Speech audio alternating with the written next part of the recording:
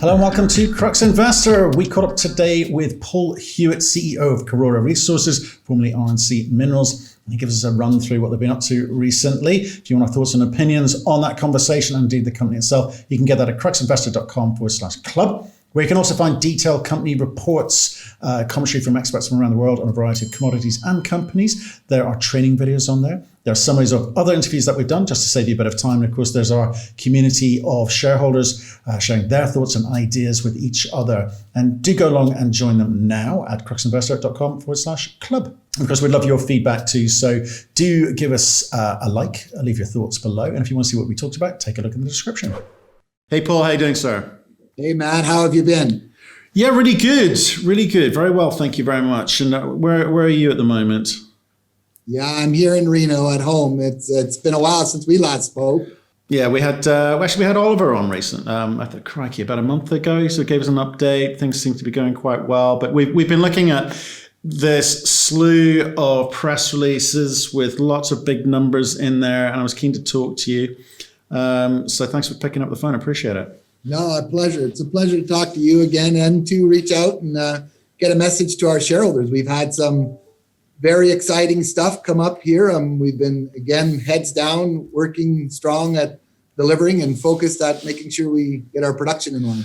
Okay, there's a bunch of stuff to run through because we've not spoken in a while. Okay, so do you mind if we kind of go through this? And then I've got some questions for you about what the future looks like. Okay, so Spargos, okay, I saw the drill results over, significant grades and significant widths. And, what's happening there? What can you tell us? Yeah, look, I got to tell you, the strategy to buy Spargos was very intentional. We bought Spargos initially because we loved the asset. It was near the mill. It was another feed for the mill. It provided us optionality to fill our mill, and that was Spargos. And look, we paid, $4 million for this, but they used our mill as a milling solution. And once we acquired the mill from Wesdome, we could no longer offer that milling solution to them. So we really got this thing at an amazing price.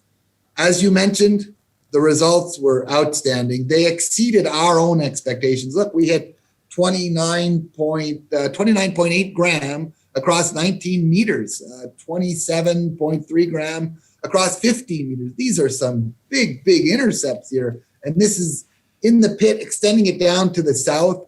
And look, let me tell you, we've been known about in 12 months. We've only been at this 12 months. People sometimes forget this is our maiden year. It's year one for us here. But we took that same approach, that same disciplined approach that we had at Beta Hunt, at Higginsville. We did that same disciplined approach at Spargos. We looked at the royalties that were there. There's a 3% royalty there. So we ended up buying that royalty back. We paid $3 million. Look, we wanted to write a check for it. Hands down, I said, write them a check. We're going to we don't need the dilution. But there's somebody on the other end when you're negotiating. So they wanted to make sure that they could participate in some upside. So we ended up negotiating to $2 million to $1 million. So we gave them $2 million cash, then $1 million in shares. They get to participate in the upside. So they don't look bad in front of their shareholders. And you see the results. We didn't have these results when we negotiated that royalty. We eliminated that 3% royalty again. We've been talking about royalties for how long, Matt? Since the day I met you. It was Morgan Stanley. It was Mavericks. It's now Ramelius. Now they're done. They're done. We've got a foundation set in front of ourselves at all three operations now. Now it's the time to get serious and start the drilling. Well, now, we've certainly done that. I did want to ask you about Ramelius. Thanks for explaining that. I mean, we kind of had read that, but I'm remembering back to when we spoke, we were sort of talking about the business being happy to continue churning out at sort of roughly at or near 3 grams a ton type level. You've got a 12,000 meter program, which you had initially allocated against Spargos. Having seen these grades, does that change? You've got cash. You've got a lot of cash. It changes. You're right. It changes. There's no doubt it changes. First, it changed with the step one in the royalty. But step two is we're being more aggressive. We're adding a second drill there. The exciting stuff about Spargos is that it's so near surface. We had always planned to be mining that in 2021. But at this point, we're gonna have a new resource and reserve this year, and we can talk about that afterwards. We won't be able to include all that drilling from the recent stuff in Spargos. but we have to get it into a mine plan. We will likely be mining. This is where I'm heading. We're likely going to be mining in Spargos by as soon as Q2 of 2021. Now, you think about that. That's really quick. We bought it. We paid $4 million in cash. We negotiated a royalty. We just started a drilling program. And let's not forget, we were down 5 months of the year here. We could not drill for 5 months of the year. While we were running under COVID, we had strict measurements to make sure that we didn't infect people. We couldn't have a drill on site for 5 months. That delayed us quite a bit. So we're playing catch up here, and we're really increasing the drilling. So to your point, we have 2 drills. We're going to add a second drill at Spargos. We're going to drill as much as we can. We're going to be mining it in Q2, likely Q2 of 2021. Like that's right around the corner here. That's not far ahead of ourselves. No, I get that. One more point. Sure. More point. Hang on there, young man. One more point, young man. The grade. There's a very good potential that this grade is higher grade than our underground mine. You think about that now. Come on, man. Wow, we could have a grade that is in excess of our underground mine from an open pit. Wow, that look, come on, man. I've not seen that in my career. I've mined all over Canada, the US. You're mining an open pit that's higher grade than an underground. This is pretty outstanding stuff here that we got in front of ourselves here. No, I can see this, and because there's so many bits to this, I want to come back to you about a mine plan. Okay, I do want to have that conversation, but I want to get an update on some of these moving parts and then put the whole thing together. So again, can we talk about Lake Cowan drilling? What's happening there? Oh, look, everybody knows Graham. He's an amazing man. Graham Sloan has done nothing but been a great person in our company. If you sit with Graham Sloan and you have an interview with Graham, and I suggest you probably do that in the near future, he will tell you personally of all the areas he's excited about, and being from Australia and running Australia for us, he's most excited about drilling in the Salt Lake system. Look, in the last couple of years, Gold Fields has perfected a way to drill under these Salt Lake systems. It wasn't for a long time that people could do this. It has recently been perfected. We're following on their success. And if you think of, let's just talk about what they have. They've got, what is it? Invincible, it's got about 1.3 million ounces. Revenge has about 3.5 million ounces. What's the other one? Victory. It has about 3.7 million ounces. You know, we're talking 7-8 million ounces of resource in these Salt Lake beds. Our very own Baloo mine that Westgold bought, that we acquired and inherited as part of the acquisition, is in a Salt Lake system. So the fact that we're out there drilling on these Salt Lake systems, it's never been tested at Higginsville or that district that we're in. 1,800 square kilometers, royalties removed, a whole system to drill here. We have the opportunity to discover something pretty impressive. Our neighbors have certainly found some impressive stuff. We're drilling on it now. We've got the dollars to do it, as you pointed out. You know, we ended, $67 million in cash.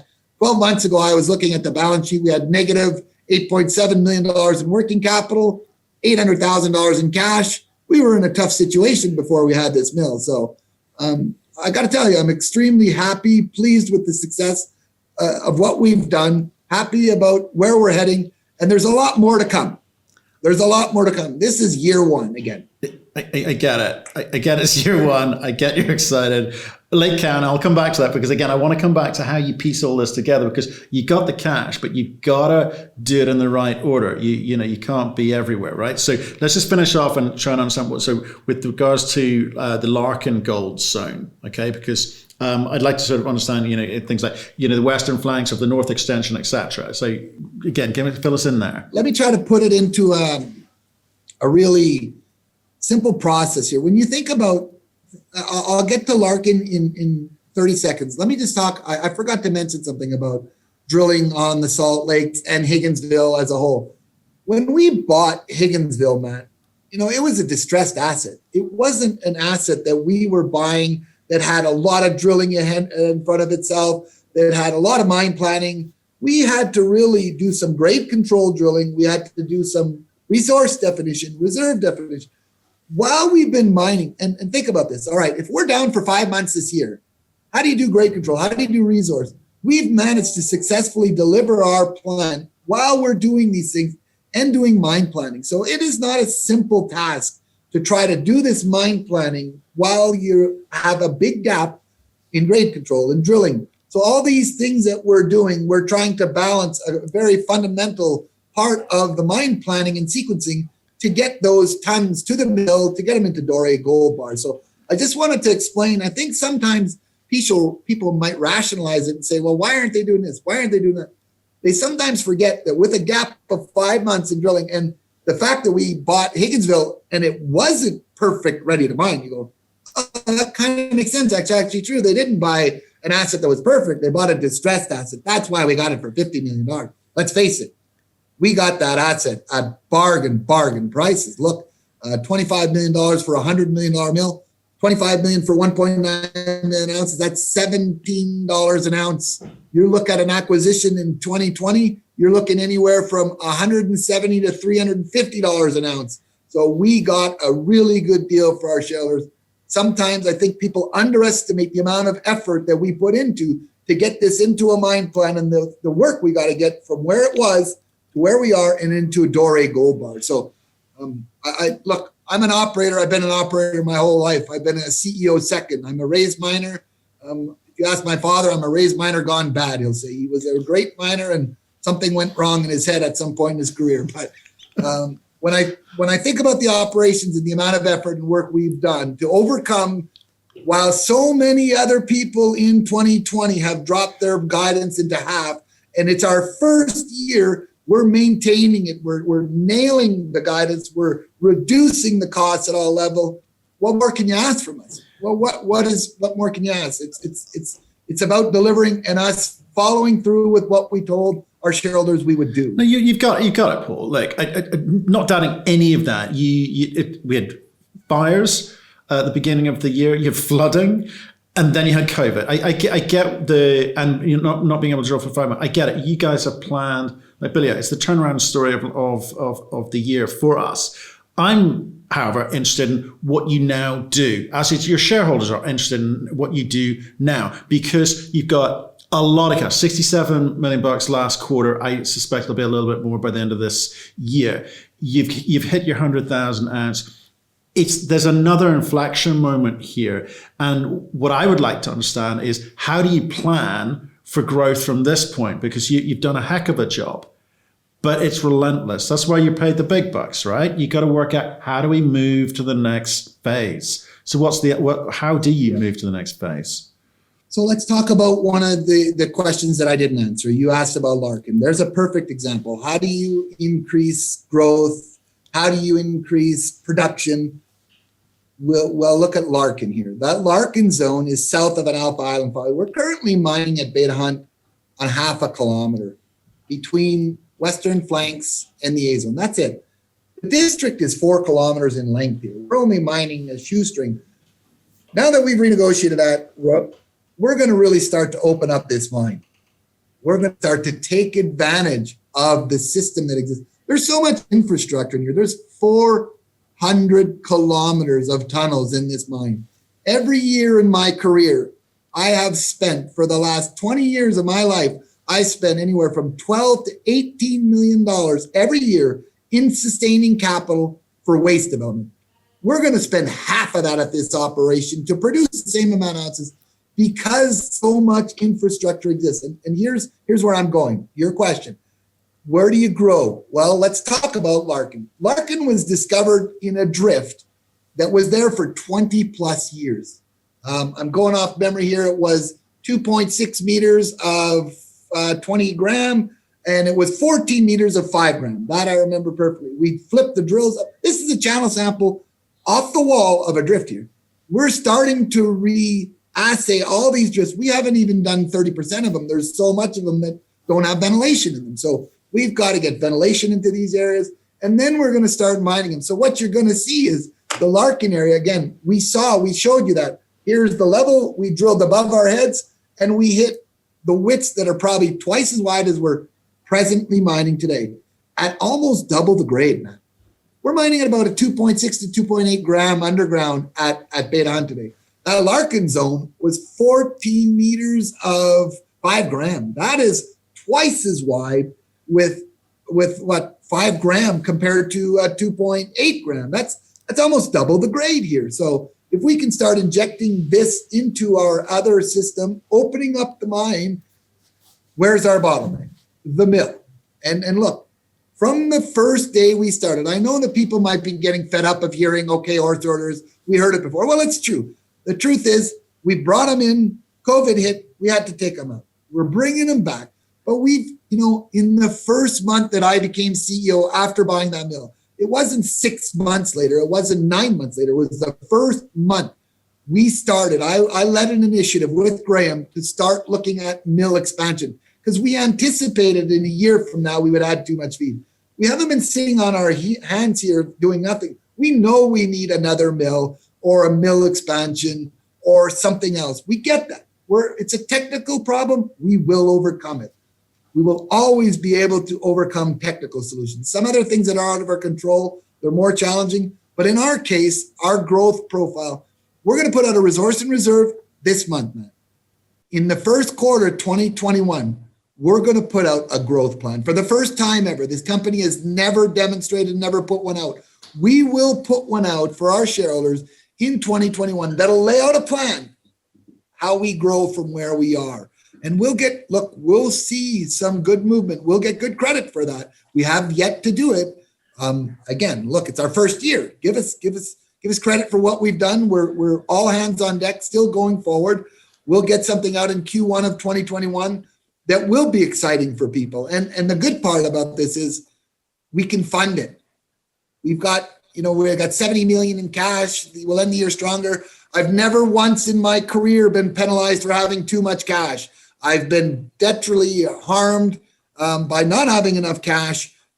We're thinking of what the right thing to do for our shareholders, absolutely, to create value for them on every step of the way. So, okay. Anyhow, hopefully that answers it does answer it. Point about the group. It does answer it, and I expect there's more answers to come. So, reserve and resource update in December, mine plan for next year, guidance for next year.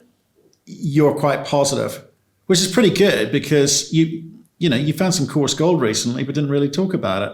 So you're not a coarse gold company anymore, apparently. Look, nobody's more excited about finding coarse gold than us. I'll tell you what. And now, look, we are mining in the areas where that sediment exists, where Father's Day exists. We're mining in those areas. We were not mining actively in the past in those areas. We wanted to make sure that royalty was renegotiated. Let's face it, we make more money for our shareholders. It's $50 an ounce. It's $46 an ounce for every ounce. And now, that payback for that was just on the ounces that we had for that royalty. That Maverix decision was so strategic and critical. It's what brought Eric's brought in. It brought in a lot of others. But now every ounce that we find going forward, let's make an assumption here. We got 1.2 million ounces total resource. If Beta Hunt gets to 2.4 million ounces, is a double something unrealistic? That's not unrealistic. Every ounce you go forward, you're saving that $46 an ounce. There's tremendous savings here. If you grow it to 3 million, there's a lot of room here for what we've done here. So what do you say to people who, you got a lot of grief initially because your mine plan didn't involve chasing coarse gold. So would you say you've made the right decision? Yeah, there's no doubt we made the right decision. Come on, man. So we announced 2,000 ounces. I think I said this on the quarterly call. I believe I was asked this question. We announced 2,000 ounces. We've already increased it by, 25% to 2,500 ounces. Just imagine if we could have 2,500 ounces on a go-forward basis almost every quarter. That would be pretty phenomenal because that goes straight to the bottom line for us. We managed in the first 3 quarters of 2020 to demonstrate to the world, to everybody, that Beta Hunt is successful and it does make money at the average grade. And look, that's what got the institutions in. We were all pleading, why aren't institutions in the story? I don't get it. I don't understand. I'll tell you why. They told us why. Because of the coarse gold. Unpredictable, unreliable. We don't believe you can make money without it, Paul Hewitt. We don't think Beta Hunt is economic without it. Well, they're wrong. Beta Hunt is economic without it. We've proved it. 3 quarters in a row, we mined at Beta Hunt economically because we have the mill now. our milling costs were $45 to $50 a ton. We're down below $22 a ton. Our recoveries are improved. We renegotiated contracts with all our vendors, Matt. That shaved about $40 an ounce. We shaved $46 an ounce from the royalties. We reduced G&A. Toronto had 18 people. Toronto's left with 3 people. We sublet the office even because we had a contract. We've got a law firm working in our office. We've reduced costs like we promised to our shareholders to ensure that our mine could be economic with the average grade. Now, bring in the coarse gold and add that in. Nobody's clapping more than us. We're thrilled about it because we know that goes straight to the bottom line. And I'll tell you, if we can consistently do 2,500 ounces every quarter, boy, 10,000 ounce a year or something like that, that's a huge, huge increase to the bottom line. And these are assumptions. I'm making assumptions here, but I don't think they're totally unrealistic considering we're mining in these areas and we're starting to open up more of the mine. We're starting to open up more of the workings. When we took over Beta Hunt Mine, we were mining 40,000 tons. And I know that's the tonnage and we were mining ounces, but it's important to know that the mine was able to do 40,000 tons in the beginning. We're pushing 65,000 tons and we're going to increase that by adding more working areas. And you're already seeing some of the better grades that we're drilling into. Those will be added into our mine plan. And look, let's not forget the competition we're going to have with our little Spargos down the road here across the street from us. So it's going to throw some big competition to our own Beta Hunt mine here on displacing grade. We've seen the AISC coming down. It's getting near that $1,000 mark. So we've all seen that. But I want to talk about the mill component here because, you can... Oh, wait. Hang on, Matt. There's more. We can't do... No. Hang on. I'm not letting you walk away with that, man. There's no way I'm letting you walk on that one. Oh, come on, then. So AISC, look, we said, let's talk about it. It started at $1,183 or $1,200 an ounce.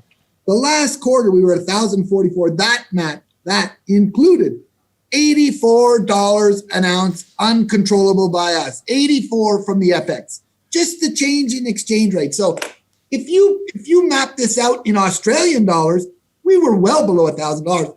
All we're looking at is the FX kicked us up to $1,040. We were $960 an ounce, by the way, $960 an ounce. That's where we were. The exchange on the FX doesn't matter to us. We report there for convenience. We don't shift all our dollars into US anyhow. We pay our people in Australian. We pay our vendors. 95% of everything we do is in Australian dollars. If you trended that on a downward scale, you would see, wow, they really nailed it.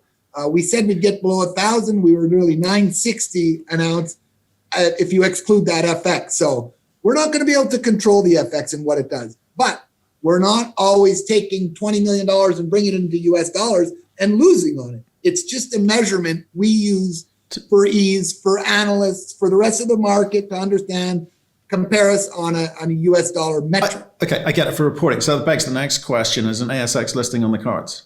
Yeah, look, we had hoped for one this year. We had other things happen. The COVID impacted that. Whether people believe that or not, it's actually true. The ability to travel there, the ability to meet with the right people to get this done, was not on the table for 2020. Now, 2021, it's going to come back at the forefront. We haven't forgotten about it. We've not forgotten about it. We've said earlier on we believe it made a lot of sense. We still believe it makes a lot of sense. So if we can all get through this COVID situation, I think you're going to see us making that a very strong objective for ourselves in 2021. Okay, let me come back to the mill question, okay? You have a very nice problem ahead of you because you can improve the grade going through the mill by blending if you do get to the point where Spargos becomes a consideration, okay? So that helps, but that's just playing around the edges. What you've said there is you recognize that you've got to look at enhancements to the mill or a new mill.